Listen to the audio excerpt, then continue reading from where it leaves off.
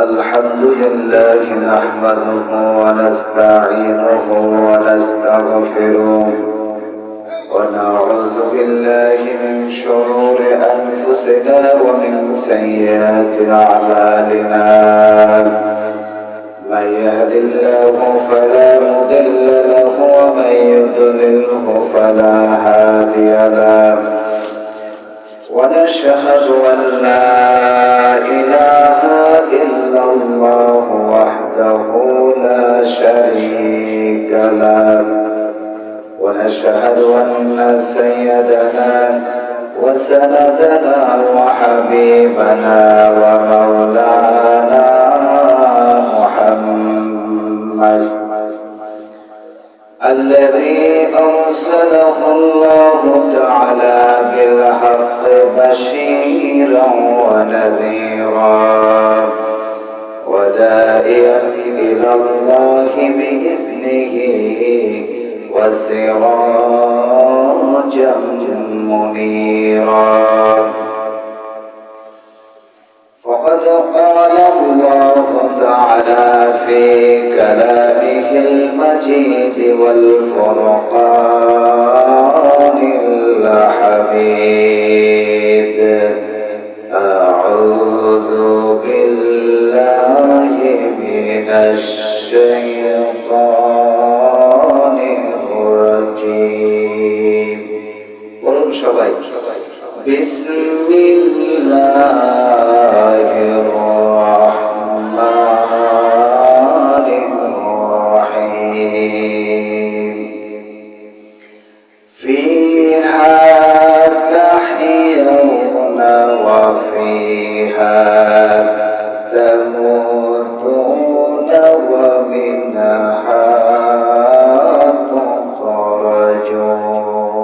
تخرجون صدق الله العظيم وصدق رسوله النبي العليم الكريم وفي ذلك من الشاهدين الشاكرين والحمد لله رب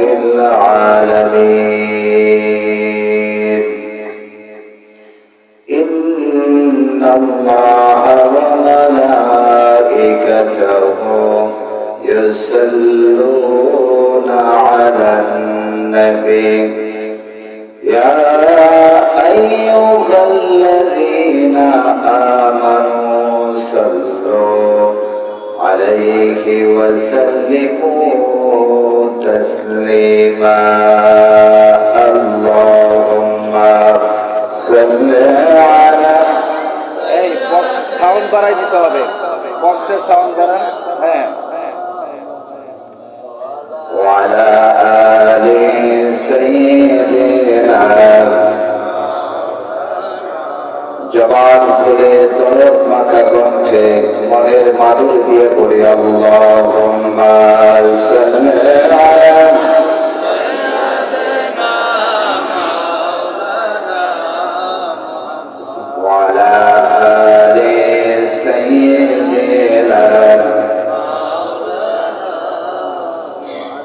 मुझे कुछ मिले या न मिले मोहम्मद मिले याद वो शहीद जिसे अल्लाह मिले अल्लाहुम्मा सल्ली अला सय्यिदिना मौलाना व अला आलि सय्यिदिना नाए फुल्तम बुलबुल का तरन्नुम भी न हो जब दहर में कलियों का तबस्सुम भी न हो अला अला बिकमालिही कशफत दुजा बिजमालिही حسنت جميع خصاله কণ্ঠ ছেড়ে জিকির করে লা ইলাহা ইল্লাল্লাহ জোরে লা ইলাহা ইল্লাল্লাহ, লা ইলাহা ইল্লাল্লাহ, লা ইলাহা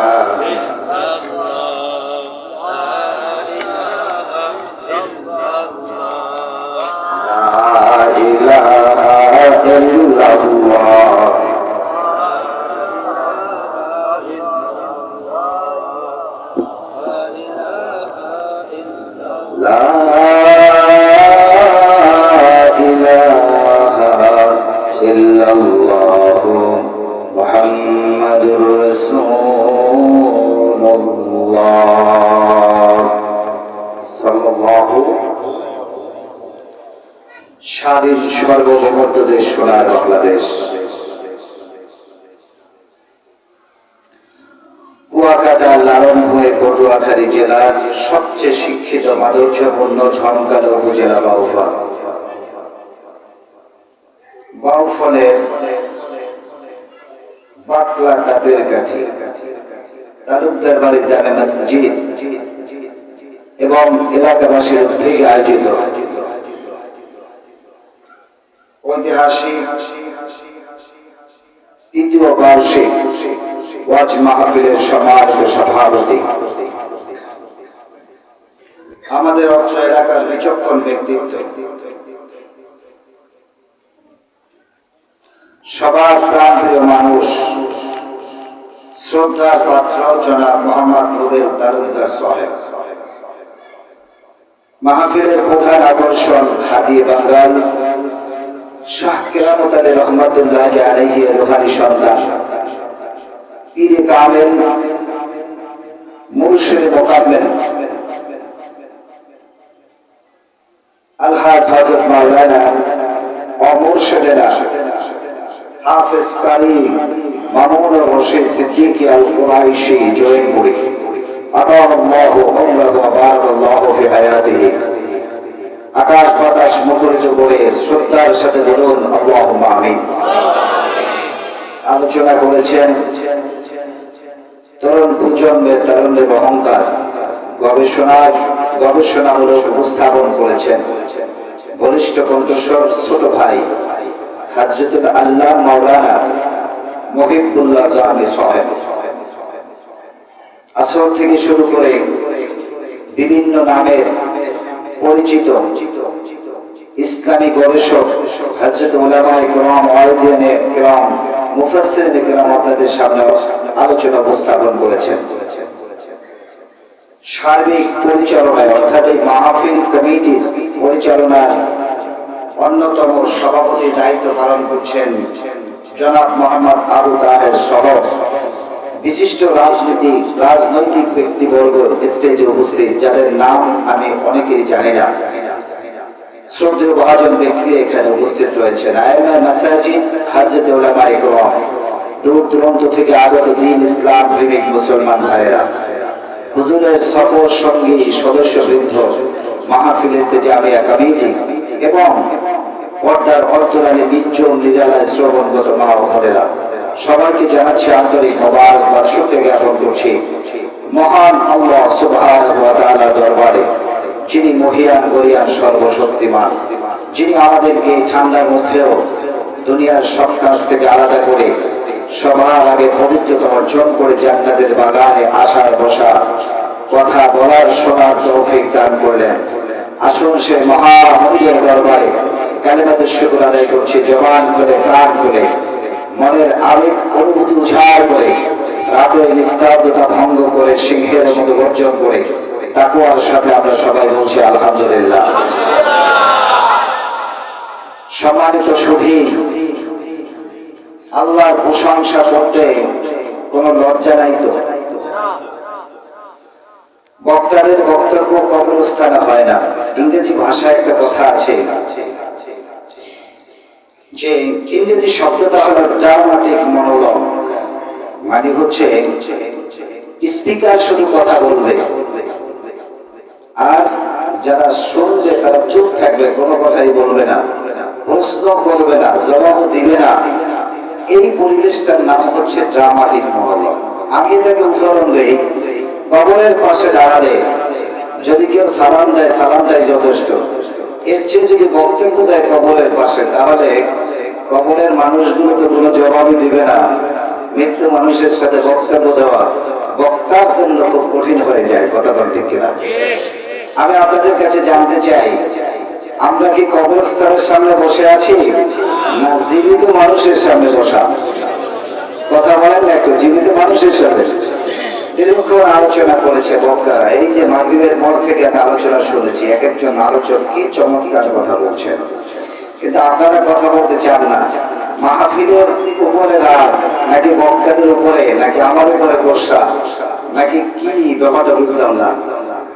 আল্লাহ প্রশংসা করতেই হবে। সূরা ফাতিহার শুরুতেই বলছেন কি চমৎকার করে, যারা পারেন আমার সাথে তেলাওয়াত করুন, আলহামদুলিল্লাহি রাব্বিল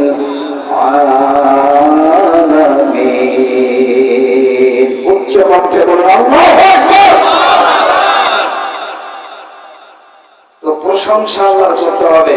চুপচাপ একদম নিরিবিলি ভদ্র মানুষের সাথে মধুর করলে হবে না, কণ্ঠ ছেড়ে করতে হবে। দুইটা শব্দ আছে, যৌগিক শব্দ, পেয়ার ওয়ার্ডস দ্বারা গঠিত দুইটা শব্দ আছে।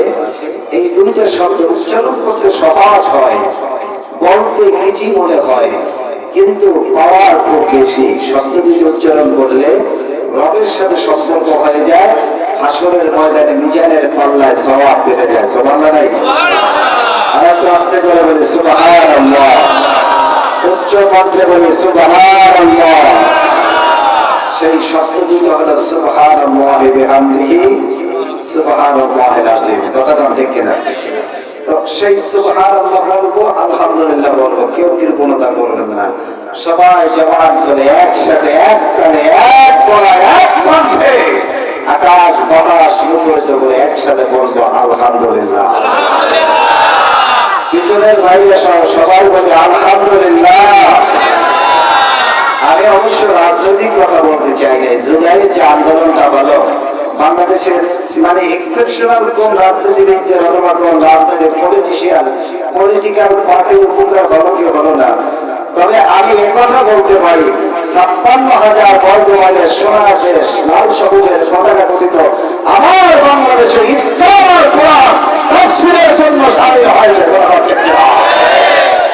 তাফসীরে কোনো বাধা নেই, ইসলামিক কথা বলতে বাধা নেই, কোরআনের পক্ষে বক্তব্য দিতে বাধা নেই, কোরআনের পক্ষে রাজনীতি করতে বাধা নেই, কোরআনের পক্ষে আন্দোলন করতে বাধা নেই, কাফেরদের বিরুদ্ধে কথা বলতে বাধা নেই। এর মানে হচ্ছে গোটা বাংলাদেশে ইসলামের পতাকা পথ পথ করে উঠবে। তো সেক্ষেত্রে আপনারা যে কণ্ঠ ছেড়ে কথা বলছেন না, এলাকায় কি ইসলাম আসে নাই? বলেন আছে? এই যে আমাদের এই ভাই, কি নাম যেন ভাইয়ের? আমাদের ইঞ্জিনিয়ার, বিশিষ্ট রাজনীতিবিদ, আপনাদের এই বাউফলের গর্ব ইঞ্জিনিয়ার ফারুক ভাই, আমি তার নাম শুনছি, দেখেছিলাম। তার ছোট ভাই আছে এখানে, নামটা বলতে হয়, কি নামটা বললেন? আমাদের ফয়েজ আহমেদ টিটু ভাই, এও তো রাজনীতিবিদদের ছোট ভাই, এও রাজনীতিবিদ কম না, আলহামদুলিল্লাহ। এই যে অফিসার ইনচার্জ আমাদের মাঝে যে বসে আছে, এদের অফিসে গেলে আমরা তো বিনয়ের সাথে বসে থাকি, আজকে সারি আমাদের সামনে বিনয়ের সাথে বসে আছে। আল্লাহ তাআলা আমাদের সবাইকে কোরআনের জন্য কবুল করুন। সবাই বলে আমিন। আরেকজন বলে আমিন। আমাকে মার না দিলে তাফসীর হবে না। কোরআনের তাফসীর করতে হলে মার দিতে হবে। মরা মানুষের সামনে কোরআনের কথা বলা যায় না, ঠিক কি ঠিক না বলেন?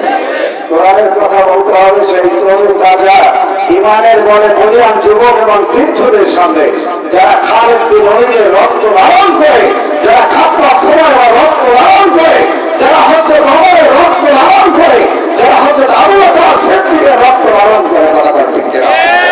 যাদের মধ্যে ইমানের বল আছে, কোরআনের স্পিরিট আছে, যাদের মধ্যে কোরআনের নূর আছে, তারাই অবশ্যই কোরআনকে লালন করে। ঠিক কিনা বলে? আমি তাদের মাঝে কোরআনের কথা শোনাতে চাই, বলতে চাই। আপনারা কি শুনতে রাজি? ইনশাআল্লাহ। কারা কারা রাজি? দোয়া তুলে আল্লাহকে দেখাই। নারায়ে তাকবীর। কণ্ঠ ছাড়েন, বলেন নারায়ে তাকবীর। আর কোরআনের আলো।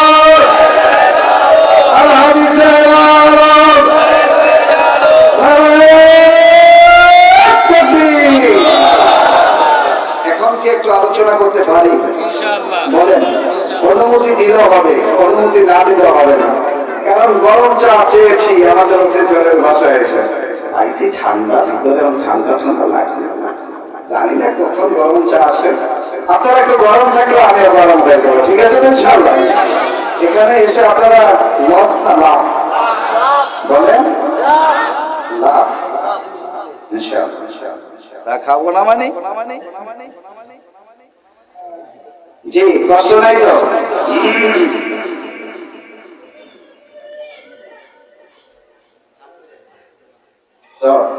সামনে আগে বসে একটু জিকির করেন সুবহানাল্লাহ লা ইলাহা ইল্লাল্লাহ সুবহানাল্লাহ লা ইলাহা ইল্লাল্লাহ লা ইলাহা ইল্লাল্লাহ লা ইলাহা ইল্লাল্লাহ সুবহানাল্লাহ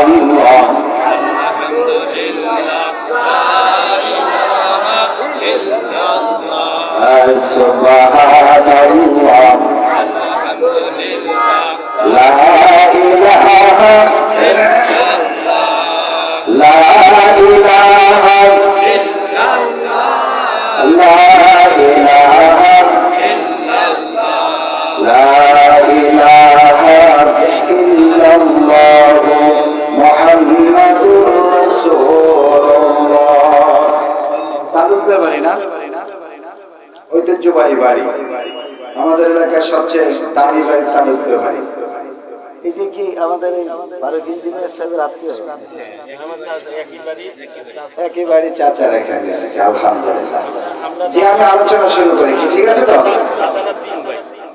এর মধ্যে এক ভাই, এর দাদারা 3 ভাইয়ের এক ভাইয়ের বাড়ি। এটা এটা মানে এই ঈদগাহ মাঠ মনে হয় না, পাকা নিচে। আলহামদুলিল্লাহ। কবর কোথায়? এর পাশে। জি, এক নজরে আমার দিকে তাকান সবাই। আলোচনা শুরু করলাম। যারা বাহিরে আছে আর যারা ভিতরে আছে, পার্থক্য হলো আমরা যারা এখানে বসেছি আমরা কোরআন শিক্ষার জন্য বসেছি, ঠিক কিনা বলেন? এটা হলো আল্লাহর ইলম, আল্লাহর নলেজ, আল্লাহর জ্ঞান। কোরআন কারীমের 6666টি আয়াত গোটা পৃথিবীর কোনো মানব রচিত নয়, কোনো দার্শনিকদের কথা নয়, কোনো বৈজ্ঞানিকদের বিজ্ঞানী থিওরি নয়। এটা একমাত্র আকাশ আর জমিনের মালিক আল্লাহ রাব্বুল আলামিনের নিজের ইলমটাকে আমাদের মাঝে শেয়ার করেছেন। সুবহানাল্লাহ। বিশ্বনবী দো জাহানের বাদশা মুহাম্মদুর রাসূলুল্লাহ সাল্লাল্লাহু আলাইহি ওয়াসাল্লাম ইরশাদ করেছেন, মান ক্বারাআল কুরআনা ওয়া আমিলা বিমা ফীহি উলবিসা ওয়ালিদাহু তাজান ইয়াউমাল কিয়ামাহ। আল্লাহু আকবার। আল্লাহ নবী বললেন, যে কোরআন পড়ে, এর মানে কোরআন শেখে। মান ক্বারাআল কুরআন, যে কোরআন পড়ে, কোরআন তেলাওয়াত করে, কোরআনের আলোচনা শুনে, কোরআনের বক্তৃতা শুনে, কোরআনের ওয়াজ শুনে, কোরআনের তাফসীর শুনে, ওয়া আমিলা বিমা ফীহি, এবং জীবনটা কোরআনের আইন অনুযায়ী চালায়। সুবহানাল্লাহ বললেন না? যেই লোক কোরআন পড়ে আর কোরআন অনুযায়ী জীবনটাকে লিড করে, জীবন চালায়, আল্লাহ রাসূল আল্লাহর পক্ষ থেকে বললেন, উলবিসা ওয়ালিদাহু তাজান ইয়াউমাল কিয়ামাহ, হাসরের ময়দানে আমার আল্লাহ রাব্বুল আলামিন ওই বান্দা আর বান্দির বাবা মাকে নূরের টুপি দিয়ে ধন্য করে সবার সামনে পরিচয় করে দিবেন। সুবহানাল্লাহ। আমরা অনেক সময় বলি, আল্লাহ আমাদের বাবা মাকে নূরের টুপি মাথায় দিয়ে উঠিয়ে, এর জন্য বলছে উলবিসা ওয়ালিদাহু তাজান ইয়াউমাল কিয়ামাহ। তাজান কি জানেন? এই যে আমাদের ওসি সাহেব, ওনার বাবা মাঝে মধ্যে হয়তো এরকম বলে, বাবা তুমি আমার মাথার তাজ। আমরা মাঝে মধ্যে বলি, বাবা তুমি আমার মাথার তাজ। এই তাজ দ্বারা শুধু টুপিকে বুঝায় না, এটা আরবি ভাষায় টুপিটাকে কলামসিরাতুন বলে। তাজ দ্বারা মুকুট বুঝায়, তাজ দ্বারা নূরের দ্বারা আলোকিত সম্মানকে বুঝায়। একজন বাবার সন্তান যদি বড় অফিসার হয়, বলে তোমাকে দ্বারা আমি পরিচিত, মানে তুমি আমার মাথার দাস। সুবহানাল্লাহ বলেন না? আসলে ময়দানে আল্লাহ তাআলা আমাদের বাবা মাকে নূরের টুপি দিয়ে ধন্য করে সবার সামনে পরিচয় করে দিলেন। সুবহানাল্লাহ। বাবা মাকে নূরের টুপি মাথায় দেওয়ার জন্য কি কাজ করতে হবে? এক নম্বর হলো কোরআন তেলাওয়াত করতে হবে, কোরআন শিক্ষা করতে হবে, কোরআনের আলোচনায় বসতে হবে। আর দ্বিতীয় নম্বর হলো কোরআন অনুযায়ী আমল করতে হবে। এই দুইটা কাজ করলে বাবা মা নূরের টুপি মাথায় দিয়ে হাসরের ময়দানে উঠবেন। সুবহানাল্লাহ বললেন না? শুধু কি তাই? আনাস রাদিয়াল্লাহু তাআলা হাদিস বর্ণনা করেছেন, قال النبي صلى الله عليه وسلم আখির জামানার পয়গম্বর নবী কুল সম্রাট বিশ্ব নবী মুহাম্মদ সাল্লাল্লাহু আলাইহি ওয়াসাল্লাম ইরশাদ করেছেন, মান খরাজা ফি তালিবিল ইলম, যে বান্দা ইলম অর্জন করার জন্য আপন ঘর থেকে বের হয়ে যায়, ফাহুয়া ফি সাবিলিল্লাহি হাত্তা ইয়ারজি। আল্লাহু আকবার। ওই লোকটা বাড়িতে ফিরে আসার আগ পর্যন্ত, যতক্ষণ পর্যন্ত কোরআন অর্জন করলো, ইলম অর্জন করলো, ওই সময়টা কাফের বেঈমান মুশরিকদের বিরুদ্ধে উহুদ, বদর, খন্দক সহ জনযুদ্ধের মাঠে মুসলমানরা যুদ্ধ করেছে কাফেরদের বিরুদ্ধে। সময়টায় আল্লাহ তাআলা মুজাহিদদের আমলনামায় যতটুকু সওয়াব দিয়েছে, ইলম অর্জন করার জন্য যতটুকু সময় এখানে থাকবেন, মুজাহিদদের সমপরিমাণ সওয়াব আল্লাহ আমলনামায় দিয়ে দিবেন। সুবহানাল্লাহ। এর জন্য বলেছে ফাহুয়া ফি সাবিলিল্লাহি, ফাহুয়া ফি সাবিলিল্লাহি ওয়াজাহিদু ফি সাবিলিল্লাহি ওয়াকাতিলু ফি সাবিলিল্লাহি ওয়া তালিবুল ইলমি ফি সাবিলিল্লাহি। যুদ্ধের মাঠে গেলে, খেয়াল করেন, যুদ্ধের মাঠে গেলে এটা কি সহজ বিষয়? কাফেরদের বিরুদ্ধে যুদ্ধ করব, যুদ্ধ করলে শহীদ হলে সেই লোকটা শহীদ হয়ে জান্নাতি হয়ে যায়। আর যুদ্ধের ময়দানে শহীদ না হলে জীবন্ত শহীদ পরিচয় দিয়ে সে গাজী হয়ে যায়। অর্থাৎ তার সিনার মধ্যে জান্নাতের সার্টিফিকেট, সওয়াব সার্টিফিকেট, তারপর আমাদের মাঝে ঘুরে সে গাজী। একই অবস্থায় একটা লোক যদি কোরআনের ক্লাসে বসে কোরআন অর্জন করার আগ্রহ থাকে, আল্লাহ তাআলা ওদের মতো সমপরিমাণ সওয়াব, নেকি, পুণ্য আমাদের কলবের মধ্যে, আমলের মধ্যে দিয়ে দেবে। সুবহানাল্লাহ। কথাটা কে বলছে? মুহাম্মদ সাল্লাল্লাহু। তাহলে এই কোরআনের ক্লাসে বসতে পেরে আমরা খুশি না বেজার? সবাই খুশি ইনশাআল্লাহ? নারায়ে তাকবীর। আমরা সরাসরি কোরআন থেকে আলোচনা করি নাকি? আল্লাহর কাছে প্রশ্ন, মালিক আমি একজন বক্তা মুফাসসির, আমি কোথা থেকে আলোচনা করব? কোন বই দিয়ে কথা বলবো? আমি কি উইলিয়াম ওয়াটসনের বই দিয়ে কথা বলবো, নাকি উইলিয়াম শেক্সপিয়ারের, নাকি অ্যারিস্টটলের? কার কথা দিয়ে আমি জাতিকে বুঝাবো? অভিশপ্তের কথা বলবো কিনা? আমি কোন দার্শনিকদের কথা বলবো কিনা?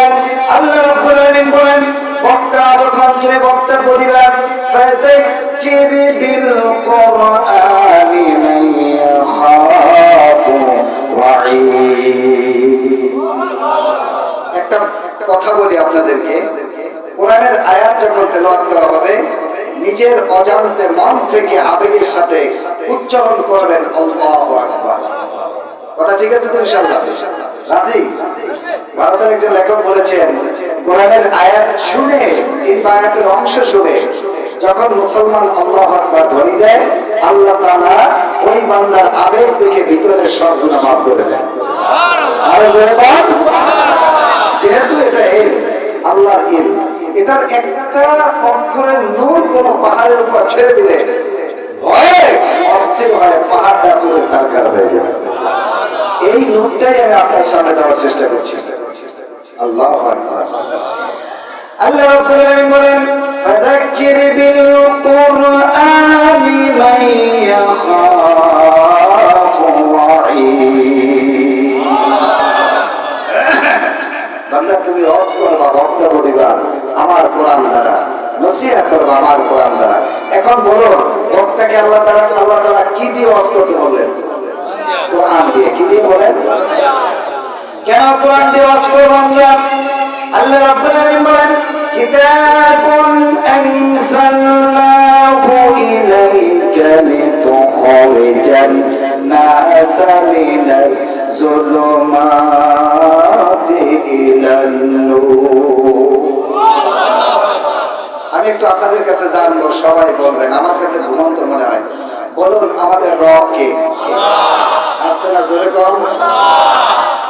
এখানে তো সব দলের লোকই আছেন, কেউ আছেন আমি নাম বললাম না, বাংলাদেশের সব দলের লোক আছে, কিন্তু একথা তো স্পষ্ট আমাদের রব কে? সব দলের তো, ঠিক কিনা বলেন? আচ্ছা, দ্বিতীয় নম্বরে আমাদের ধর্মগ্রন্থের নাম কি বলেন না সবাই?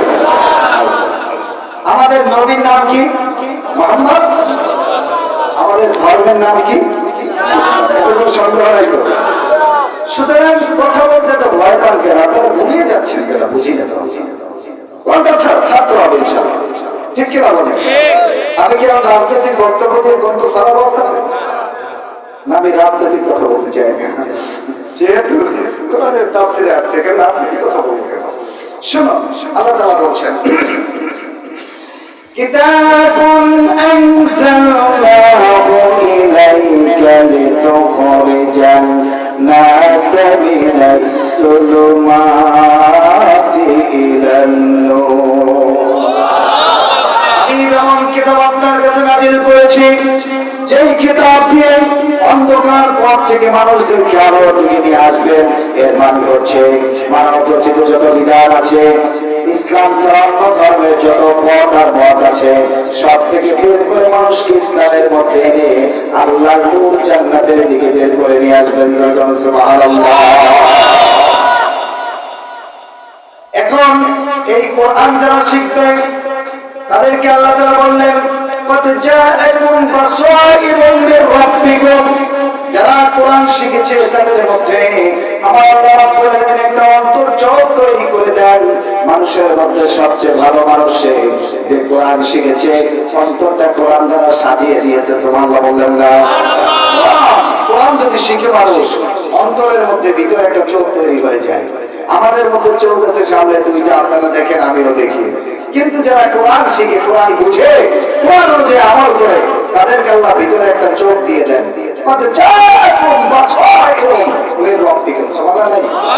ভিতরে চোখ, তারা এই চোখটা বন্ধ করলে, ভিতরের চোখ দিয়ে তাকালে আকাশ আর জমিনের সব কিছু আল্লাহ তাআলা ইচ্ছা করলে দেখার সুযোগ করে দেবে। আমার এই কথাটা মনে পড়ে যায়, আজ থেকে ১,৫০০ বছর আগে আমিরুল মুমিনিন হযরত ওমর ফারুক রাদিয়াল্লাহু তাআলা যখন রাজ্য পরিচালনা করছে, অর্ধ পৃথিবী শাসন করছে মাত্র খেজুরের পাতা দিয়ে তৈরি করা একটা রুমের সংসদ দিয়ে। সুবহানাল্লাহ। এমন খেজুরের পাতার ছাদ মাঝে মধ্যে বালুর ঝড়ে ভেঙে যায়, বালু পড়ে নিচে, ওমর রাদিয়াল্লাহু তাআলা ওই বালুগুলো ঝাড়া দিয়ে আবার সেখানে বসে বিচারের কাজ করে। আল্লাহু আকবার। তো ওমর তো আবু বকর নাই আর রাসূলুল্লাহ নাই, হযরত ওমর রাদিয়াল্লাহু তাআলা যখন রাজ্য চালাচ্ছে, আলী রাদিয়াল্লাহু তাআলা রাতে স্বপ্ন দেখে তাহাজ্জুদের সময় যে সকালে ফজরের ওয়াক্তের ইমামতি আখির জামানার পয়গম্বর মুহাম্মদ সাল্লাল্লাহু আলাইহি ওয়াসাল্লাম শুরু করছেন। অর্থাৎ ফজরের নামাজ জামাত হচ্ছে, ইমামের দায়িত্ব পালন করছে মুহাম্মদ সাল্লাল্লাহু আলাইহি ওয়াসাল্লাম। হযরত আলী বলেন আমি স্বপ্ন দেখি বিশ্বনবী তার মধু মাখা কণ্ঠ নিয়ে অ্যাট্রাকটিভ তেলাওয়াত করছে, আমাদের অন্তর যেন ছিনিয়ে নিয়ে যাচ্ছে। অনেকদিন পর তেলাওয়াতটা শুনলাম। আল্লাহর নবী নামাজ শেষ করলেন, সালাম ফিরালেন, পিছনে তাকালেন, দোয়া ইখলাস করলেন। আমিও সেই যুবক, যেই যুবক সবার আগে মসজিদ থেকে বের হয়েছে। সুবহানাল্লাহ বললেন না? হযরত আলী বলেন আমি সামনে গিয়ে দেখি একটা লোক, মহিলা, প্রায় 50 বছর হবে, অর্থাৎ যুবতী থেকে আর একটু বেশি বয়স। মহিলা কিছু খরমা নিয়ে দাঁড়িয়ে আছে, একটা পাত্রের মধ্যে কাঁচা পাকা খরমা। আমাকে ডেকে বলে আলী রে, আমার নতুন বাগানের খরমা গুলো তোমাকে দিয়ে দিলাম, এগুলো হযরত মুহাম্মদ সাল্লাল্লাহু আলাইহি ওয়াসাল্লামকে হাদিয়া হিসেবে দিয়েছি। যাও রাসূলকে দাও, রাসূল নিজে খাবে আর সাহাবীদেরকে বন্টন করে দিবে। সুবহানাল্লাহ বলেন। আলী বলে আমি খেজুরগুলো নিয়ে গেলাম, বিশ্ব নবীর সামনে বললাম, আল্লাহ রাসূল ছিলেন কাসিমুল আজিম, উত্তম বন্টনকারী। একজনকে ডাকলেন 3টা দিলেন, আর একজনকে 5টা দিলেন, 4টা দিলেন, সবাইকে দিলেন এরকম করে। কিন্তু বিশ্বনবী মুহাম্মদ সাল্লাল্লাহু আলাইহি ওয়াসাল্লাম হযরত আলীকে ডেকে বললেন, আলী তুমি একটি খেজুর নাও, একাধিক নয়। সুবহানাল্লাহ বললেন না? একটা খেজুর নিলেন হযরত আলী। আলী বলেন আমি খেজুরটা বেই চাবানো শুরু করলাম, খাওয়া শুরু করলাম। যখন খেজুর খাচ্ছি আমার মজা লাগতেছিল, হঠাৎ করে আমার কানে শুনতে পাই হযরত বেলাল রাদিয়াল্লাহু তাআলা আনহু ফজরের আযান দিয়েছে। সুবহানাল্লাহ বলেন। বেলাল রাদিয়াল্লাহু তাআলা আনহু মধুর কণ্ঠে বললেন, আসসালাতু খায়রুম মিনান নাওম।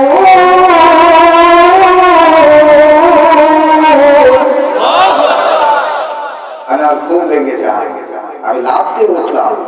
ওঠার পরে দেখলাম আমার নাকের মধ্যে বিশ্বনবী মুহাম্মদ সাল্লাল্লাহু আলাইহি ওয়াসাল্লামের পবিত্র দেহ মুবারকের ঘ্রাণ এখনো যেন বয়ে যাচ্ছে, আর আমার মুখের মধ্যে রাসূলুল্লাহ দেওয়া সেই খেজুরটাই দেখলাম যে আমি সাবাইতেছি।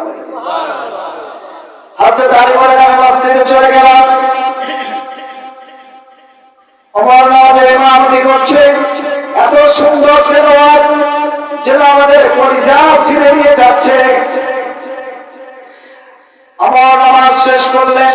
আমি সেই যুবক আগে মসজিদ থেকে বের হয়েছি, তাকায় দেখি এক লোক মহিলা, গত রাত্রে যে স্বপ্ন দেখেছি সেরকম এক মহিলা ঝুড়ির মধ্যে কিছু খেজুর নিয়ে হাজির। আমাকে ডেকে বলছে, আরে আমিরুল মুমিনিনকে দিবা হাদিয়া হিসাবে, আমি আমার নতুন বাগান থেকে খেজুরগুলো নিয়ে এসেছি। সুবহানাল্লাহ বলেন। আমি ভিতরে নিয়ে গেলাম, হযরত ওমর খেজুরগুলো হাতে নিয়ে একজনকে 3টা দিলেন, আর একজনকে 4টা দিলেন, আর একজনকে 5টা, আর একজনকে 2টা। আমাকে প্রশ্ন করলেন তুমি কে? আমি বললাম আলী, আমি আলী। হযরত ওমর তার পাত্র থেকে একটি মাত্র খেজুর আমাকে দিয়ে দিলেন। হাদিস শরীফে আছে, হযরত আলী বলেন আমি খেজুরটা খাওয়া শুরু করলাম। আমার ক্ষুধা লেগেছে, খাওয়ার ইচ্ছা বেড়ে গিয়েছে। আমি বললাম ওমর ভাই, তোমার পাত্রে অনেকগুলো খেজুর আছে, তুমি যদি আমাকে একাধিক খেজুর দাও তাহলে তোমার কষ্ট হবে না, আমাকে একটু বেশি খেজুর দিয়ে দাও। হযরত ওমর যখন আমার দিকে তাকালেন আর আমার কথা শুনলেন, আমিরুল মুমিনিন ওমর বললেন, আলী গত রাতে যদি বিশ্ব নবী স্বপ্নে তোমাকে একাধিক খেজুর দিয়ে দিত, আজকে আমি ওমর ফজরের পরে তোমাকে একের অধিক খেজুর দিয়ে দিতাম।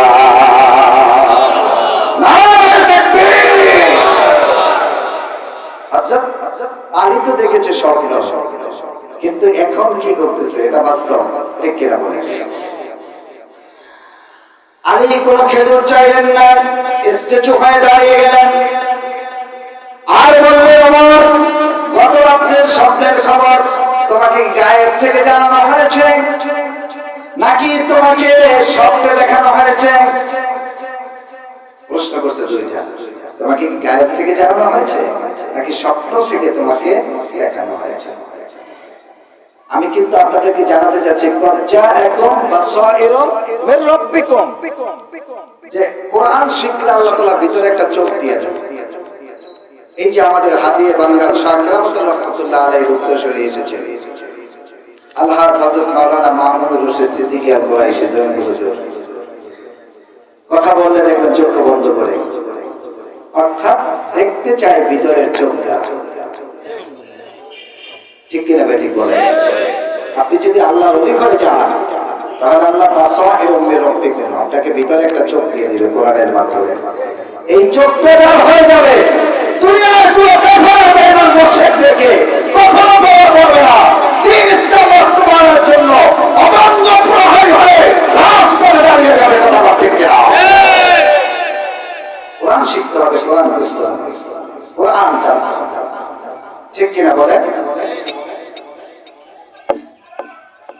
হযরত ওমর জবাব দিলেন, আলীর প্রশ্নের জবাব দিলেন। হযরত ওমর জবাব দিলেন, আলী রে আমাকে গায়েব থেকেও জানানো হয় নাই, আর আমাকে স্বপ্নেও দেখানো হয় নাই। যদি কেউ কোরআনের ইলম অর্জন করতে পারে, কোরআন দ্বারা ভিতরে চোখ তৈরি করতে পারে, আমার আল্লাহ তাআলা সেই চোখের মাধ্যমে গোটা পৃথিবীতে কি হচ্ছে হয়েছে হবে সবকিছু অনায়াসে দেখাতে পারে। তাহাজ্জুদের সময় আমি সিজদায় ছিলাম, মুরাকাবার হালতে বিশ্ব নবীকে দেখার চিন্তা করলাম। আমি দেখতে পাই তোমার স্বপ্নের মাধ্যমে আল্লাহ নবী তোমাকে একটি মাত্র খেজুর দিয়েছে, আমি সেটা আমার অন্তর চোখ দ্বারা আল্লাহ আমাকে দেখিয়ে দিয়েছে। সুবহানাল্লাহ। ওরে আলী, আমি শুনে দেখেছি রাসূলুল্লাহ যখন একটা খেজুর দিয়েছেন, আমি একাধিক দিতে পারি না। আমি জেনে রাখো, যদি কেউ কোরআনের দ্বারা ভিতরে ইলম তৈরি করতে পারে, নূর তৈরি করতে পারে, আমার আল্লাহ রাব্বুল আলামিন তাদেরকে অনায়াসে না দেখা জিনিস দেখাতে পারে। যদি বলেন সুবহানাল্লাহ। তাহলে কদ জাআকুম বাসাইরুম মির রাব্বিকুম, তাহলে আমরা নিজেরা কোরআন শিখবো, অন্যকে কোরআন শিখাবো, সন্তানকে কোরআন শিখাবো, আবার নাতিদেরকে কোরআন শিখাবো। রাজি আছেন ইনশাআল্লাহ?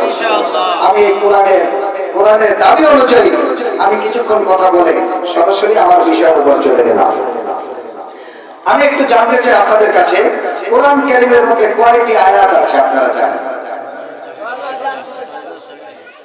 কোরআন শরীফ মনে হয় পড়েন না, একটা ইন্টারভিউ হয়ে যায়।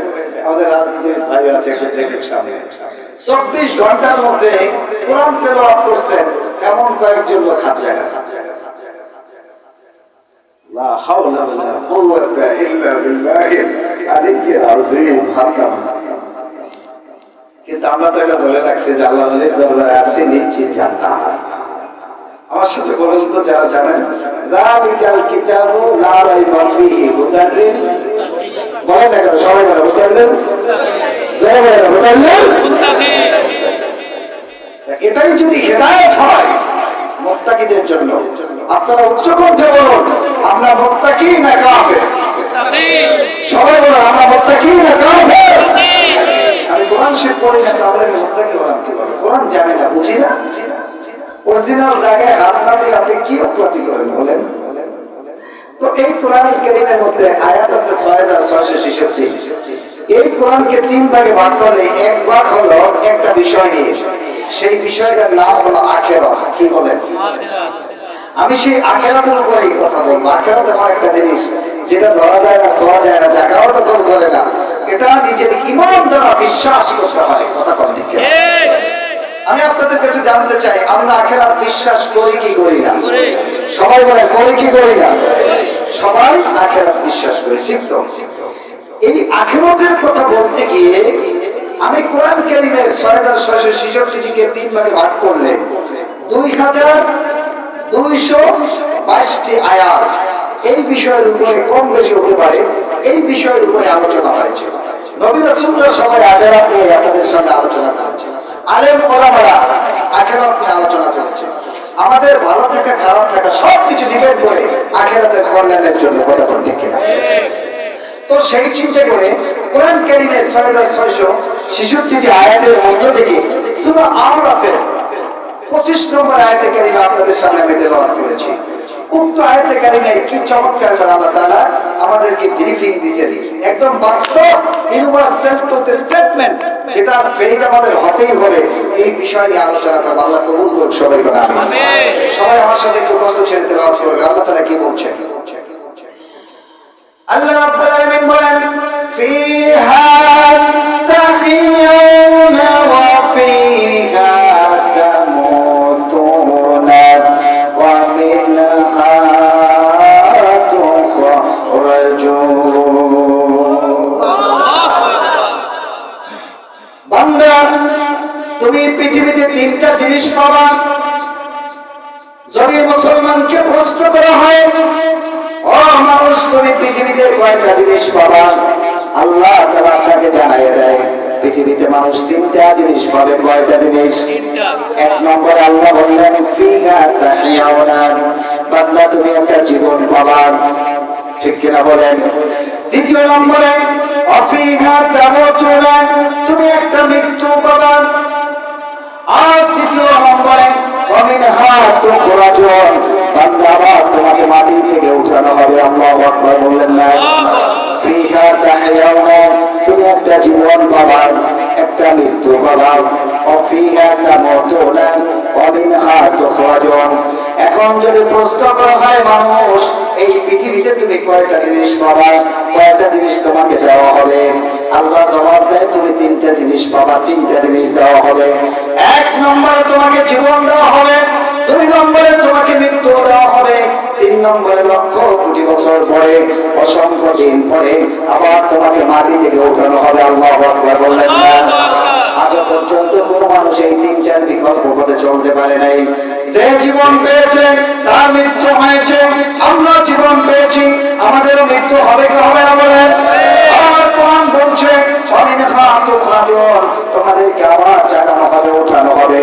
এটা আমরা বিশ্বাস করি। আমার আল্লাহ রাব্বুল আলামিন যখন কিয়ামত ঘটাবেন, হাসরের মহা ময়দান তৈরি করবেন, মহা সমাবেশ করবেন, তখন আল্লাহ তাআলা আমাদেরকে এই মাটি থেকে উঠাবেন। সুবহানাল্লাহ। একটু খেয়াল করেন আমার দিকে। তাহলে এই আয়াতের ব্যাখ্যা করতে গেলে আমার দেহটা নিয়ে একটু কথা বলতে হবে। এই যে মানুষের এত বড় একটা দেহ, আপনার দেহ 3.5 হাত দেহ, এই দেহটার মধ্যে দুইটা জিনিস আছে। মানুষের মধ্যে দুইটা জিনিস আছে। একটা জিনিস হলো মানব দেহ, আর একটা জিনিস হলো রূহ। রূহ আর দেহ দুইটা ভিন্ন জিনিস। দেহটা তৈরি হয় মাটির নিঃশ্বাস থেকে। আমার ছোট ভাই মাওলানা মহিবুল্লাহ জামি চমৎকার করে বলছেন, আয়াতে তেলাওয়াত করেছে, এরকম করে বলেছেন যে ওয়ালাকাদ খালাকানাল ইনসানা মিন সুলালাতিন মিন তিন। মানুষকে আল্লাহ তাআলা মাটির নিঃশ্বাস থেকে তৈরি করেছেন। আমাদের এই দেহটা কিন্তু মাটির নিঃশ্বাস দ্বারা তৈরি হয়েছে। কিভাবে? একটা পুরুষ অথবা মহিলা সে মাছ খাবে, গোশত খাবে, পানি খাবে, অথবা যা কিছু ফল খাবে, যা কিছু খাক না কেন, আপনি খুঁজে দেখবেন ওই জিনিসটা মাটি থেকেই তৈরি হয়েছে। মাছ খাবেন, কোন প্রকার মাছ খাবেন? ইলিশ খাবেন, বোয়াল খাবেন, অথবা রুই খাবেন, পাবদা খাবেন, যা খাবেন পানির মধ্যে হয়।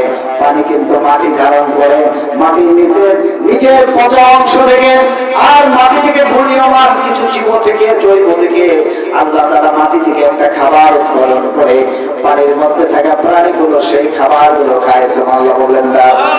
আর খাওয়ার পরে মাটি থেকে খাবার খায়, খাওয়ার পরে মাছটা বড় হয়, বাজারে আনে, কেনাকাটা করে, এরপরে বাসায় নিয়ে রান্না করে যখন খায়, অরিজিনাল লোকটা মাছ খেল, কিন্তু গোপনে এবং অদূর চোখ দ্বারা যখন তাকায় তখন দেখে অরিজিনাল মাছ খায় নাই, সে কিন্তু মাটি খেয়েছে। কথা বলতে কিনা? একটা গরু থেকে গোশত খাই, গাড়ি থেকে আমরা দুধ পান করি, গরুটা মাঠে রাখা হয়, মাটি থেকে হয় ঘাস, ঘাস খায় গরু, গরু ঘাস খাওয়ার পরে, গাভী ঘাস খাওয়ার পরে ভিতরে আল্লাহ তাআলা একটা মেশিন দিয়ে দিলেন, সেই মেশিন থেকে তিন দিকে খাবারের নিঃশ্বাসটা চলে যায়, ঘাসের নিঃশ্বাসটা চলে যায়। আল্লাহ তাআলা ওটার মেইন নিঃশ্বাস থেকে দুধ দিয়ে দুধের জায়গায় পাঠিয়ে দেন, আর বাকিটা থেকে পানিটাকে আল্লাহ তাআলা ইউরিন করে ইউরিন প্লেসে পাঠিয়ে দেন, এরপরে পায়খানার রাস্তায় পয়জনটাকে পাঠিয়ে দেন। রব্বুল আলামিন যে দুধটাকে গাভীর দুধের জায়গায় দিলেন, সেখান থেকে আমরা বের করে পুষ্টি সাধিত দুধ খাই, খাওয়ার পরে নিজের মধ্যে পুষ্টি আনি। আমরা দুধ খাইলাম, দুধ আছে গাভী থেকে, গাভী খেয়েছে ঘাস, ঘাস হয়েছে মাটি থেকে, তাহলে দেখা যায় মানুষ কিন্তু অরিজিনাল মাটি খাইলো। কথা বলেন ঠিক কিনা? আমার আল্লাহ তাআলা বলেন ওয়ালাকাদ খালাকনাল ইনসানা মিন সুলালাতিন মিন তিন, বান্দা তোমাকে আমি তৈরি করছি মাটি থেকে। আল্লাহু আকবার। ডারউইন কয় মানুষ তৈরি হয়েছে, চার্লস ডারউইন একটা তথ্যমত ছিল। আসলে কথা না বললেই নয়, বাংলাদেশের কিছু নাস্তিক সেটাকে সাপোর্ট দিয়েছে, অথচ ওই নাস্তিকরা জানে না ওই পুস্তকে যদি চার্লস ডারউইনের ওই কথাটা নেওয়া হয়, যেই বাংলাদেশ পীর ওলিদের বাংলাদেশ, যেই বাংলাদেশ শাহজাহান শুদ্ধ টোটাল বাংলাদেশটা পীর ওলি গাউস কুতুবদের কথা বলে ঠিক। এই বাংলাদেশে সাত সকালে ফজরের আগে মসজিদের মেম্বারে 7.5 লক্ষ জুমার মসজিদের মেম্বারে আল্লাহু আকবার ধ্বনি দেওয়া হয়। যেই বাংলাদেশের লক্ষ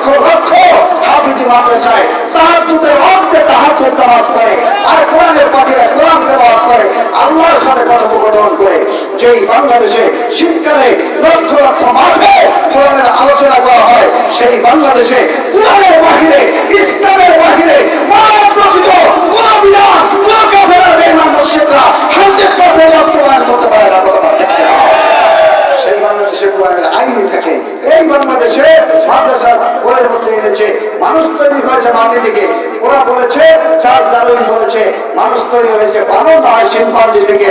এইটার বিরুদ্ধে মাদ্রাসার ছাত্ররা, মাদ্রাসার তরুণ শিক্ষকেরা রাজপথে আন্দোলন করেছে, আল্লাহ কবুল করেছে। সেই সমস্ত নাস্তিকদের কথা আমাদের সুশীল সমাজের শান্ত নিবিড় সুস্থ ছোট্ট ছোট্ট মাসুম বাচ্চারা আর পড়াশোনা করবে না। কথা বলে আল্লাহ কবুল করুন সবাই করা। তাহলে এখন এই খাবারটা খেলো পুরুষ,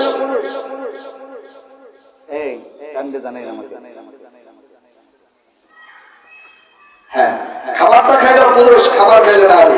দুজনের বিবাহ হলো, বিবাহের পরে পরস্পর সম্পর্ক হলো, হওয়ার পরে বাবার মাত্র এক ফোঁটা নোটফা, নোটফা হলো এক ফোঁটা নাপাক পানিকে 1 লক্ষ ভাগ করলে যেইটা একটা ছোট্ট ভাগ হয়, এটা মাইক্রোস্কোপ ছাড়া দেখা যায় না, সেইটা দ্বারা তৈরি হয়েছে মায়ের রেহেমের মধ্যে আস্তে আস্তে করে গঠিত আমরা আপনারা মানব দেহ। কথা ঠিক কিনা? রব্বুল আলামিন বলেন, আমি মানুষকে মাটি নিজ রাজ থেকে তৈরি করেছি। আল্লাহ তাআলা মায়ের রেহেমের মধ্যে নরম নরম হাত দ্বারা, নরম নরম পা দ্বারা, নরম নরম হাড্ডি দ্বারা একটা ছোট্ট বাচ্চা তৈরি করেন। বাচ্চা তৈরি করার পরে সে নড়াচড়া করতে পারে না। আমার আল্লাহ তাআলা আলমে আরফা থেকে সরাসরি রূহকে এনে মাতৃগর্ভে ছোট্ট বাচ্চাটার মধ্যে ঢুকাইয়া দেন। সুবহানাল্লাহ। এখন রূহ পাওয়ার পরে হাতও নাড়াতে পারে, পাও নাড়াতে পারে, নড়াচড়াও করতে পারে। সুবহানাল্লাহ বললেন না? একটা মানুষের দাম অতক্ষণ যতক্ষণ রূহ আছে। আজকে আমরা যারা আছি আমরা দামি মানুষ, কেননা আমাদের মধ্যে রূহ আছে। একটা লোক যদি মারা যায় তার কোনো দাম থাকে না, ভয়ঙ্কর রূপ ধারণ করে। কথা ঠিক কিনা?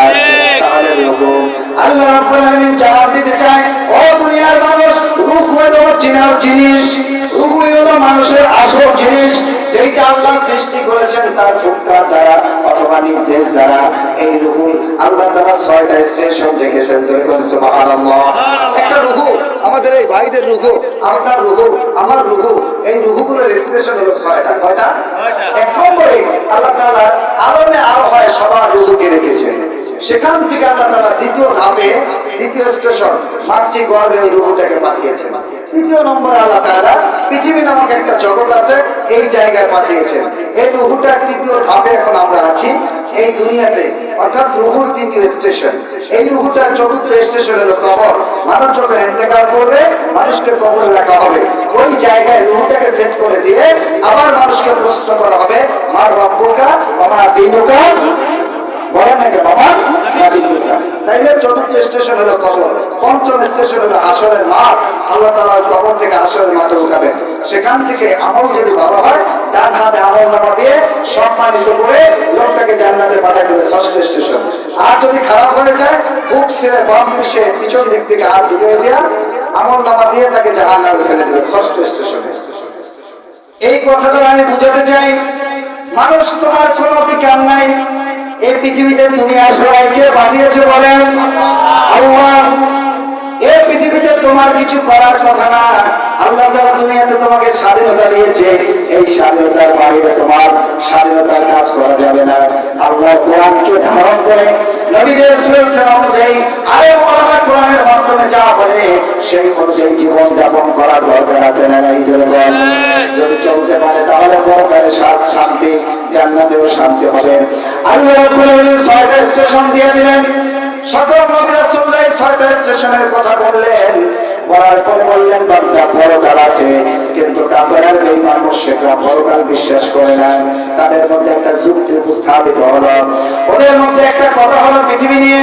ওরা বলল, ওয়াকালু আইযান ওয়াকালু মা হিয়া ইল্লা হায়াতুনা দুনিয়া নামুতু ওয়া নাহইয়া ওয়া মা ইউহলিকুনা ইল্লা দার। আল্লাহু আকবার। কাফেররা পরকাল বিশ্বাস করে না। কাফেরদেরকে বলছে তোমরা পরকাল বিশ্বাস করো। কাফেররা নাস্তিকরা পরকাল বিশ্বাস করে না। ওরা বলে মা হিয়া ইল্লা হায়াতুনা দুনিয়া, এই দুনিয়াটাই আমাদের সব। নামুতু ওয়া নাহিয়া, এখানে আমরা জীবন পাই, এখানে আমরা মরি।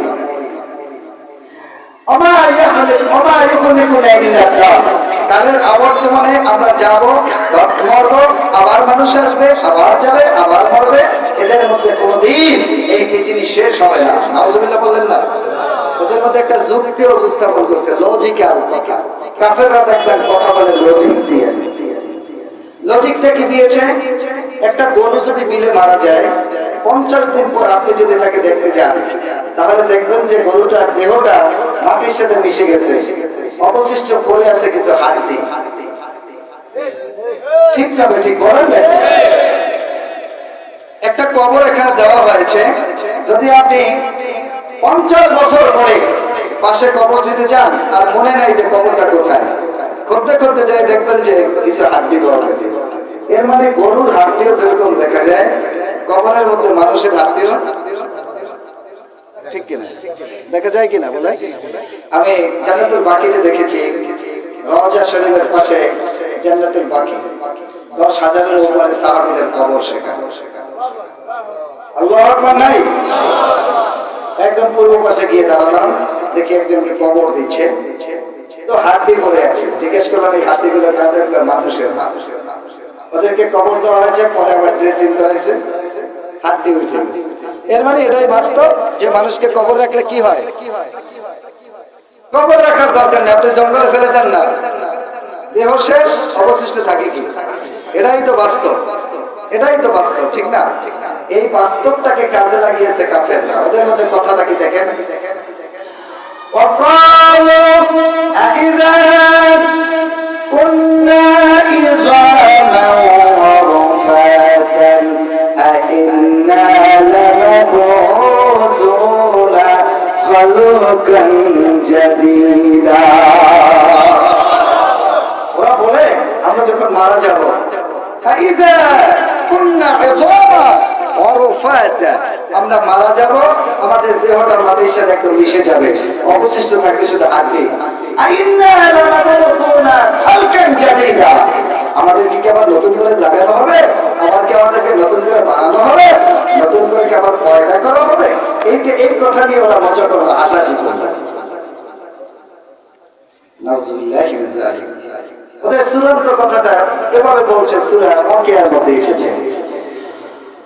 ওরা বলেছে আইদা মিতনা ওয়া কুননা তুরাবান ওয়া ইযামান আইন্না লামাবউসুন। ওদের কথা হলো আমরা যখন মারা, 3 স্টেপ বললেন, আমরা যখন মারা যাব সবাই আমাদেরকে কবর দিবে, অথবা আমাদেরকে বর্ষ করবে, হিন্দুরা পুরাইয়া দেয়, অথবা আমাদেরকে বিচ্ছিন্ন করে দিবে, অথবা আমাদেরকে ভাসিয়ে দিবে, শেষ করে দিবে। আমাদেরকে আমরা মারবো, আমরা কবর হব।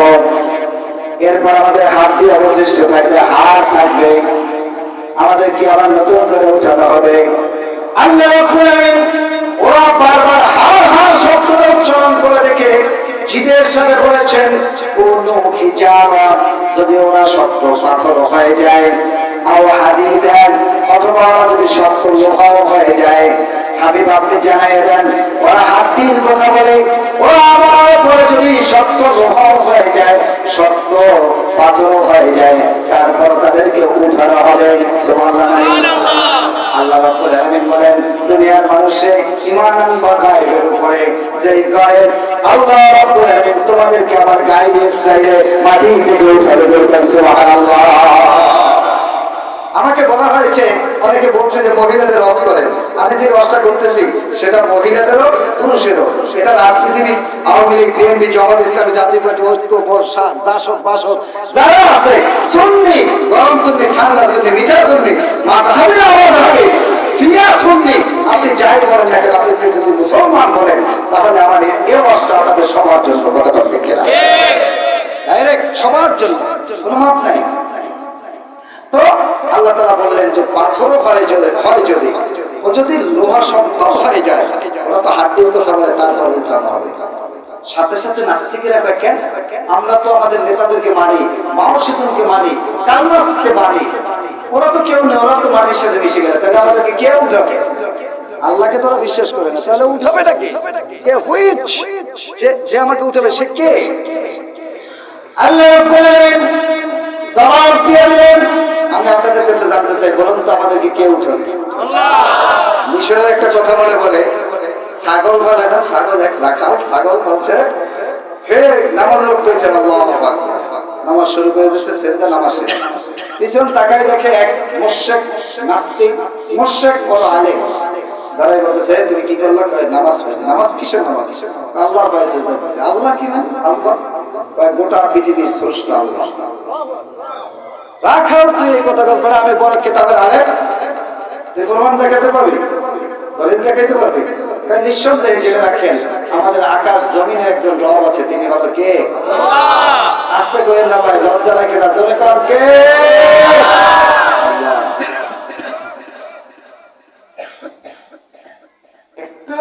একটা বেদুইন চরিত্রহীন দাইয়ুস নারী একটা কাজ করেছে, বোঝা ভিজিয়ে কুকুরকে পানি খাইয়েছে, আল্লাহ তাআলা তাকে জান্নাত দিয়ে দিয়েছেন। মুসলমান একবার যদি আল্লাহ উচ্চারণ করেন, আল্লাহ মায়ার সাথে আপনাকে কবুল করে জান্নাত দিয়ে দিবেন। কেউ বলা একদম চুপ থাকবেন না, বলেন আকাশ আর জমিনের মালিক কে? সন্দেহ আছে? উনি কইলেন যে ভাই আল্লাহ একজন শ্রেষ্ঠ আছে, কয় না বিশ্বাস করি। তাহলে দলিল দেখাও, এখন ছাগলের রাখাল কি দলিল দেখাবে? দলিল দেখেন, এই যে ঘাস খায় আমার ছাগল, পেটের মধ্যে যায়, যাওয়ার পরে ভিতরে হয়তো একজন কারিগর আছে, যেই কারিগর ওই খাবার থেকে পায়খানাগুলো ক্যাপসুলের মতো করে, গুলির মতো টাস টাস টাস টাস করে পায়খানাগুলো করি করি করে বের করছে। এই ঘাস খাইয়ে ভিতর থেকে করি করি ক্যাপসুলের মতো যে বুলেটের মতো এই পায়খানাগুলো বের হচ্ছে, অবশ্যই কোনো না কোনো একজন মেকার তৈরিকার এটার মধ্যে আছে। ছাগলের মধ্যেই যদি এটা থাকে, আকাশ আর জমিন, সূর্য উদিত, চাঁদকে উদিত করা, দিন আর রাত করা, এটা তো খোদা একজন না থাকলে এটা হতে পারে না। আপনি বিনা দলিলে জেনে রাখেন, আকাশ আর জমিনের রব সৃষ্টিকর্তা একজন আছে, তার নাম হলো আল্লাহ। ঠিক না ঠিক? আল্লাহ তাআলা পরকালে উঠাবে কে? এই প্রশ্ন যদি কেউ করে, তাহলে আল্লাহ এটা জবাব দিতে পারে না? আল্লাহ কেমনে জবাব দিতে, আপনি শুনলে অবাক হয়ে যাবেন। আল্লাহ তাআলা বলেন, হাবিব আপনি বলুন, কুলিল্লাহু ইউহয়িকুম সুম্মা ইউমীতুকুম সুম্মা ইয়াজমাউকুম ইলা ইয়াউমিল কিয়ামাতি লা রাইবা ফীহি। আপনি বলুন যে হাসরের মাঠে উঠাবে তিনি আর কেউ নাই, তিনি কে? এটার সাথে আল্লাহ লজিক দিয়ে দিলেন, বান্দা ইউহয়িকুম, তোমাকে আমি জীবন দিয়েছি, আবার তোমাকে মৃত্যুটা আমি দিয়েছি, আবার তোমাকে হাসরের ময়দানে নিঃসন্দেহে একত্রিত করে মহা সমাবেশ করবো, সেটা আমি আল্লাহ। তাহলে পরকাল আছে না নাই? এইবার আসেন, পরকাল আমি কার কাছ থেকে জানবো? আমরা কিছু না জানলেই তো আমার বাহের কাছে প্রশ্ন করি, বলেন তো আব্বা এটা কি? ঠিক কিনা বলেন? রাস্তায় একজনে খোঁচা দিছে, বাহের কইছে আপু উনি খোঁচা দিল, বলেন তো। আমরা একটা আমার বাহের কাছে প্রশ্ন করি, রাসূলুল্লাহ আজ থেকে ১৫০০ বছর আগে গেলেন, রাসূলুল্লাহ প্রায় ২৫০০ বছর আগে একজন পয়গম্বর পৃথিবীতে আসছে, আর আদম আলাইহিস সালামের পরে ৩৩৩০ বছর পরে একজন পয়গম্বর আসছে, যিনি আমাদের জাতির পিতা, মুসলিম জাতির পিতা। বলুন তো আমাদের সেই আব্বার নাম কি? কথা তো ঠিক। এই আমরা আমাদের বাবার কাছে দেখি যে মরা থেকে কেমনে জীবিত করি। সূরা বাকারার শেষ দিকে আছে, জাতির পিতা ইব্রাহিম আল্লাহকে ডাকলেন, ওয়া ইয ক্বালা ইব্রাহিম রাব্বি আরনি কাইফা তুহিল মাউতা। ইব্রাহিম আল্লাহকে ডাকলেন, মালিক জানতে চাই আপনি আমাকে দেখিয়ে দেন, কাইফা তুহিল মাউতা, মৃত্যু থেকে আপনি কিভাবে জীবিত করবেন, এটা আমাকে স্বচক্ষে আমার এই চর্মচক্ষে দেখায় দেন, আমি একটু দেখতে চাই। আল্লাহ তাআলা বললেন, আওয়ালাম তুমিন, ও আমার ইব্রাহিম রে, তুমি কি এটা বিশ্বাস করো না? সুবহানাল্লাহ নাই? ইব্রাহিম আলাইহিস সালাম বলেন, হ্যাঁ। ক্বালা বালা ওয়ালাকিন লিয়াতমাইন্না কলবি, আমি বিশ্বাস করি, তবে আমার মনের প্রশান্তির জন্য আপনি আমাকে একটু দেখাইয়া দেন। ইব্রাহিম আলাইহিস সালাম জাতির পিতা ছিলেন। ইব্রাহিম যদি স্বচক্ষে দেখে, গোটা পৃথিবীতে কিয়ামত পর্যন্ত যত মুসলমান পৃথিবীতে আসবে, জাতির পিতা দেখেছে, এর জন্য সব মুসলমানদের দেখা হয়ে যায়। কথা কম ঠিক কি ঠিক না? ইব্রাহিম আলাইহিস সালাম বললেন, আল্লাহ আমি দেখতে চাই, দেখাও। আল্লাহ বললেন, তুমি বিশ্বাস করি মনের প্রশান্তির জন্য। এর মানে হলো তার ছেলেদেরকে, মেয়েদেরকে, গোটা পৃথিবীর মুসলিমকে দেখানোর জন্য ইব্রাহিম আল্লাহকে বললেন। সুবহানাল্লাহ বলেন। আল্লাহ রাব্বুল আলামিন বলেন, তাহলে তুমি খুদহা আরবাআতাম মিনাত তায়রি, তুমি 4টা পাখি নাও, সুন্দর করে লালন পালন করো, পোষো, এমন ভাবে সুন্দর করে পোষবা, তোমার কথা যেন সে শুনে নাম রাখবা, যা বলবে তা যেন এই 4টা পাখি তোমার কথা শুনে চলে, যা বলবা তা যেন শুনে। সুবহানাল্লাহ বললেন না? হযরত ইব্রাহিম আলাইহিস সালাম তাই করলেন, সুন্দর করে শুনলেন, সাউন্ড একটু বাড়াবে, সুন্দর করে পালন করলেন, লালন করলেন, এমন সুন্দর ভাবে লালন করলেন। ইব্রাহিম নাম ধরে ডাকলে এক একটা পাখি যার নাম ধরে ডেকেছে সে সামনে আসে, বলে যদি চলে যাও চলে যায়। পাখিকে বলে তুমি খাও, খায়, বলে খাও, খায় না, খায় না। গোসল করতে বললে বলে। হযরত ইব্রাহিম যা বলে তাই শোনে। সুবহানাল্লাহ বললেন না? পোষা এমন একটা জিনিস, আপনি একটা কুকুর পোষলে দেখবেন, আপনি যা বলছেন কুকুর তাই শুনছে, ঠিক কিনা? ঠিক। আপনি পাখিকে পারলে দেখবেন, আপনি যা বলছেন, একজন আবেজ পাখি লালন পালন করে, একটা কথা বলার পাখি, তোতা পাখি, ওনাকে শিখেছে সূরা ফাতিহা। কে পাশে গিয়ে যদি বলে সূরা ফাতিহা, সে সূরা ফাতিহা শুনে যাবে। কেউ যদি সাপ বলে, সাপ তো একটু হিংস্র, আঘাত করে, যারা সাপ লালন পালন করে, যিনি ওজা, উনি যা বলে সাপ তাই শুনে। বলে দৌড়তে দৌড়তে দাঁড়াইয়ে থাক, দাঁড়াইয়ে থাক, কামড় দিবি না, দেয় না, অন্যের গলায় ফেসে রেখা কামড় দেয় না, ঠিক কিনা? ঠিক বলে। বিড়াল যে গরম মানে এই ভাজি মাছ, ভাজা মাছ দেখলে নিজের জানার আগে জিহ্বার পানি চলে আসে। এই পাশে যদি ভাজা মাছ রাখা হয়, ওইটা দেখলেই খালি খাইতে চায়। যদি মহিলা গৃহিণী বিড়াল তাকে ভালো করে পালতে পারে, পোষ মানাতে পারে, ইলিশ ভাজি করে পাশে রাখছে, ভাজা মাছ পাশে, গৃহিণী ঘরের মধ্যে যাবে, বিড়ালকে বলে পাহারা দেয়, একটাও খাবে না। বিড়াল পাশে বসে জিহ্বার পানি ঠিকই বলে, কিন্তু একটা মাছও খায় না, ঠিক কিনা? ঠিক বলেন? তাহলে বুঝে যায় মানুষ পুষলে প্রাণীকে যা বলে তাই হয়। বাঘকে ভয় করে, কিন্তু বাঘ যারা পালে তারা গলাগলি ধরে বাঘের সাথে ঘুরে, ঠিক কি? ইব্রাহিম আলাইহিস সালাম এই কাজটাই করলেন। হঠাৎ করে ইব্রাহিম আল্লাহকে বললেন, মালিক আমি যা বলি তাই তো শোনেন। আল্লাহ রাব্বুল আলামিন বলেন, তোমার 4টা পাখিকে জবে করো, টুকরা টুকরা করে ফেলো, সব গোশতগুলোকে একত্রিত করো।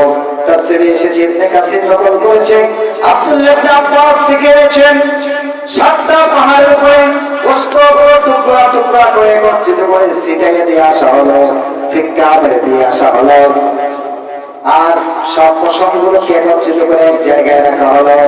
আল্লাহ রাব্বুল আলামিন জানালেন, ইব্রাহিম রে, সুম্মা জাআলা আলা কুল্লি জাবালিন, প্রত্যেকটা পাহাড়ের উপরে ছিন্ন বিচ্ছিন্ন করে গোশত রেখে দাও। ইব্রাহিম তাই করলেন। করার পর নির্জন একটা জায়গায় দাঁড়ালেন, আল্লাহকে বললেন আমি সব ছিটিয়ে দিয়ে আসছি। আল্লাহ রাব্বুল আলামিন বলেন, সুম্মা দুউন্না, একটা পাখির নাম ধরে দেখো। সুবহানাল্লাহ বললেন না? ইয়াতিনাকা সায়া, ও ইব্রাহিম রে, দেখবা যার নাম ধরে দেখেছো সে দৌড়াতে দৌড়াতে, নাচতে নাচতে তোমার কাছে চলে এসেছে। সুবহানাল্লাহ। ইব্রাহিম আলাইহিস সালাম প্রথম পাখি দেখে রাখলেন, দেখার পরে আমার আল্লাহ রাব্বুল আলামিন দেখেন কি করেছে, 7টা পাহাড়ের উপর থেকে সব গোশতগুলো, হাড্ডিগুলোকে মহাশূন্যের মধ্যে ঘুরতে ঘুরতে একটা জায়গায় কম্পিউটারের মতো নিয়ে এসেছে। আল্লাহ তাআলা পায়ের রান, পায়ের মাথা, নখ আর পায়ের আঙ্গুলগুলো একত্রিত করলেন, দুইটা পা সাজালেন আর পাখনা সাজালেন, বুকের হাড্ডিগুলো আনলেন, পিঠের হাড্ডিগুলো লাগালেন, গলার হাড্ডি লাগালেন, গোশতগুলো সাজালেন, ঠোঁট লাগাইয়ে দিলেন। সুবহানাল্লাহ। যেই জায়গাটায় জবে হতানো হয়েছে ওই জায়গার রক্তগুলো মাটি ছিন্ন হয়ে উঠে চলে এসেছে। যেই জায়গাটায় জবে করা হয়েছে গলার মধ্যে আল্লাহ ঢুকিয়ে দিলেন, আল্লাহ সুন্দর করে লাগাইয়ে দিলেন। আল্লাহু আকবার বললেন না? লাগাইয়ে দিয়ে মাটির উপর দাঁড়া করালেন। এরপরে পশম কোথায় পাওয়া যাবে? আল্লাহ বললেন যেই জায়গায় পশম রাখা হয়েছে সেখান থেকে ওই পাখির পশমগুলো নিয়ে আসা হলো। আল্লাহ কম্পিউটারের মতো মহাশূন্য বাতাসের মধ্য থেকে নিয়ে আসলেন। আসার পরে পায়ের পশমগুলো পায়ে সাজাইয়ে দিলেন, পাখনার পশমগুলো পাখনায় সাজাইয়ে দিলেন, গলার পশমগুলো গলায় সাজাইয়ে দিলেন। আল্লাহ আকবার বলে বুকের পশমগুলো দিয়ে বুকটাকে সাজাইয়ে দিলেন। টোটাল দেহটাকে সুন্দর করে সাজাইয়া আমার আল্লাহ রাব্বুল আলামিন বলে ইব্রাহিম রে তোমরা দুহুন্না ওকে দেখো ইয়াতিনাকা সায়া। ইব্রাহিম দেখো পাখিটা নাচতে নাচতে দৌড়াতে দৌড়াতে তোমার কাছে আসে। আল্লাহু আকবার। ইব্রাহিম ডাকলেন, পাখিটা নাচতে নাচতে সামনে এসে ইব্রাহিমের সাথে মস্তক নত করে দিলেন। ইব্রাহিম চোখের পানি ছেড়ে দ্বিতীয় পাখিটাকে ডাকলেন, কি অবস্থা? তৃতীয় পাখি ডাকলেন, কি অবস্থা? চতুর্থ পাখি ডাকলেন, কি অবস্থা? ইব্রাহিম আকাশের দিকে তাকালেন, শাহাদাত উঁচু করলেন, হাত দিয়ে বুকে পাখিগুলো জড়িয়ে ধরলেন, আল্লাহকে ডেকে ডেকে বললেন, মালিক আমি জানি আপনি আজিজুল হাকীম, আপনি হলেন আমাদের আজিজুল হাকীম। নিঃসন্দেহে আমার আল্লাহ রাব্বুল আলামিন ডেকে বলে ইব্রাহিম রে আমি যে মৃত্যু থেকে জীবিত করতে পারি এটা কি তোমার বিশ্বাস হয়েছে? আল্লাহু আকবার। নাই তুমি কি জানতে চেয়েছো কাইফা তুহিল মাউতা? দেখো আমি মৃত্যু থেকে জীবিত করে দিয়েছি। লক্ষ বছর পরে যদি মাটি থেকে প্রয়োজন হয় আমার, তাহলে আমি সেটাকে উঠাবো, আমার কোনো কষ্ট হবে না। আমি শুধু একজন সিংহের ফুৎকার দেওয়ালাকে দিয়ে ফুৎকার দেওয়া হবো, মাটি থেকে মানুষ বের হয়ে চলে আসবে। আল্লাহু আকবার বলেন না? এজন্য আল্লাহ রাব্বুল আলামিন বলেন ফিহা তাহইয়াউনা ওয়া ফিহা তামুতুনা ওয়া মিনহা তুখরাজুন।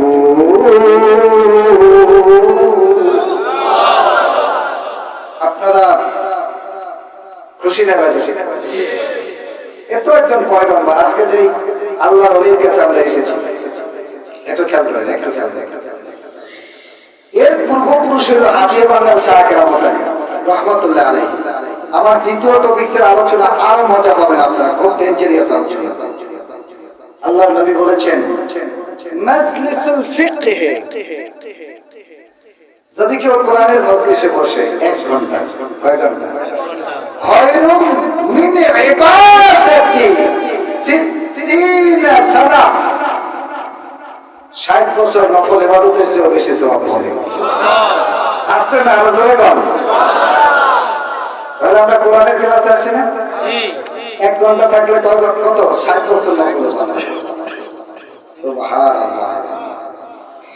আমার পীরে কামেল আলহাজ হযরত মাওলানা মামুনুর রশিদ সিদ্দিকী কুরাইশি, একটা চাঁদের খণ্ড পেলে আমরা আলোকিত হই নাকি অন্ধকারে যাই? নতুন বিবাহ হয়েছে অথবা প্রেম হয়েছে, যেটা কপাল, আমি নাপাক কথা বলবো না, বিবাহ হয়েছে, নতুন হাজবেন্ড হয়, সারাদিন ঘুরেছে, ভালোই জার্নি করেছে গাড়িতে, হেলিকপ্টারে, রাতে যখন ডিনার করতে যাবে, ডিনারের পরে জানলার ফাঁকা দিয়ে দেখে কি পূর্ণিমার চাঁদ জল জল করে স্নিগ্ধময় লাইট দিয়ে পৃথিবীটাকে সাজিয়ে তুলেছে।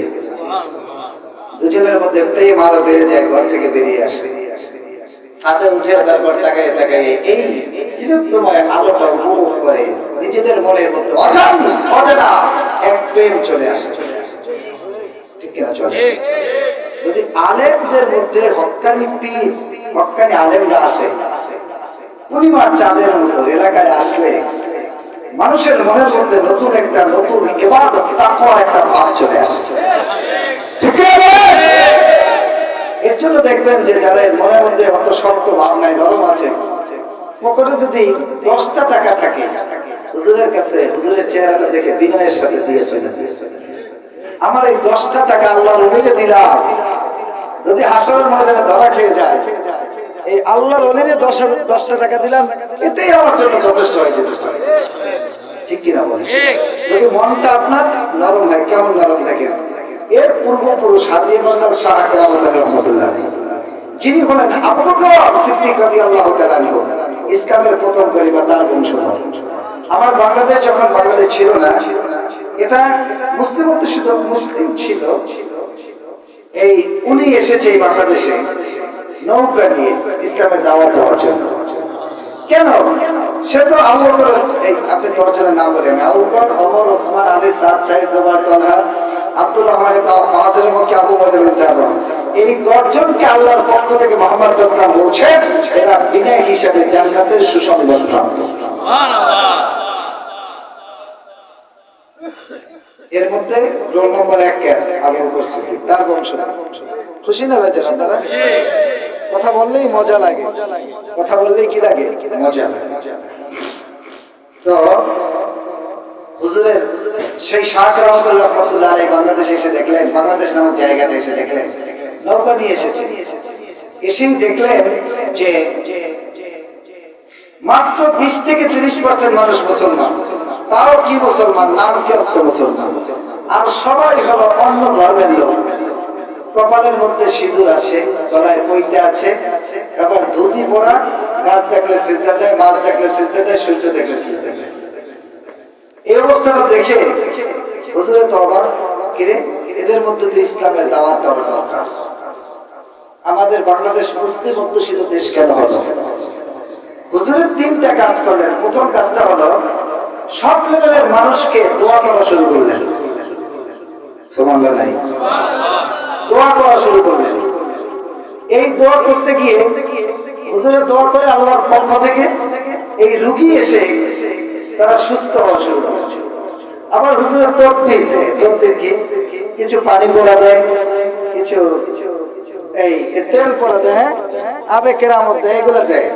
এতে গিয়ে দেখলো যে এই হিন্দুরা দেখলো যে কিরে আমরা ডাক্তার থেকে বড় বড় ডাক্তার দেখাইলাম যে ভালো হয় না, এই সুফির কাছে গেলে, এই হুজুরের কাছে গেলে, সাধকের কাছে গেলে শুধু একটু পানি পড়া যায়, বেশি কিছু না, এতেই তো ভালো হয়ে যায়, কোনো টাকা পয়সা কিছু চায় না। এর ঘটনাটা কি? হুজুরে একদিকে তাহাজ্জুদে আল্লাহকে ডাকে, অন্যদিকে জাতির উদ্দেশ্যে কল্যাণে কাজ করা শুরু করছে আর অস্ত্র শুরু করছে। তো লোক যখন ভালো হয়, এখন সিরিয়াল দিছে। ডাক্তার যদি ভালো হয় তাহলে তার সামনে সিরিয়াল আছে না নেই? আরে ভাই বলেন আছে না নেই? সিরিয়াল দিয়ে যখন আসে, হুজুরের কাছে, বাবা আল্লাহ তোমাদেরকে ভালোবাসবে, কিন্তু তোমরা শিরক করছো, শিরক বাদ দিয়ে তাওহীদে আসো, কালিমা পড়ে মুসলমান হয়। ওই যে পথে চলো, ও পথ ভালো না, ওগুলা খারাপ। হুজুর আস্তে আস্তে বললেন, বলার পরে দেখা যায় কিছু লোক নিজের অজান্তে মুসলমান হচ্ছে। যারা যেই বাবা তার সন্তানকে হসপিটাল থেকে ব্যাক করে নিয়ে আসছে, ডাক্তার বলছে 1 মাস পরে এটা বাঁচবে না, ওই সন্তান যদি বেঁচে যায় তাহলে বাপ মা কি হুজুরে যা বলছে তাই। এটা ঠিক কিনা? লোক এসে দলে দলে মুসলমান হওয়া শুরু করছে, মুসলমান হয়। হঠাৎ করে চালাক কিছু যুবক আছে, ওরা হুজুর উপর আঘাত শুরু করছে, এলাকায় আসতে থাকে। এমনকি নৌকাটা ঘাটে ভিড়াবে, কিছু বাজার সদাই করবে হুজুরে, তা পর্যন্ত করতে দেয় না, বের করে দেয়।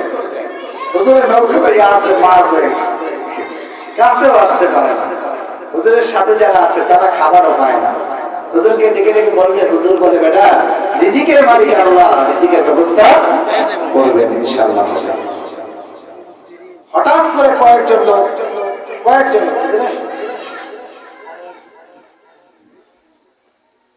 ওদিকে চান কেন? নারায়ে তাকবীর, জোরে সোরে নারায়ে তাকবীর। নামছে তো এই মাইক কই দিয়ে দিয়েছে একটা দাও। এই হিন্দু ওটো তো বড়াই দিকে।